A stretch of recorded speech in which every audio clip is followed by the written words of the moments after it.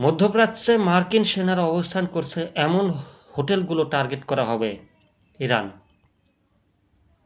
মধ্যপ্রাচ্যে যুক্তরাষ্ট্র ও ইসরায়েলের সঙ্গে চলমান উত্তেজনার প্রেক্ষাপটে মার্কিন সেনাদের আবাসস্থল হিসেবে ব্যবহৃত হোটেলগুলোকে সম্ভাব্য লক্ষ্যবস্তু হিসেবে চিহ্নিত করেছে ইরানের সামরিক বাহিনী।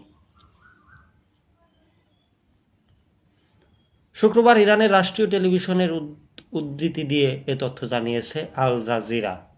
ইরানের সশস্ত্র বাহিনীর মুখপাত্র আবুল ফজল শেখরচি বলেছেন, যখন আমেরিকান সেনা একটি হোটেলে প্রবেশ করে তখন আমাদের দৃষ্টিকোণ থেকে সেই হোটেলটি আমেরিকান হয়ে যায়। আমরা শুধু দাঁড়িয়ে থেকে আমেরিকানদের আমাদের উপর আঘাত হানতে দেব না। তারা যেখানেই থাকুক না কেন আমাদেরও আঘাত হানতে হবে।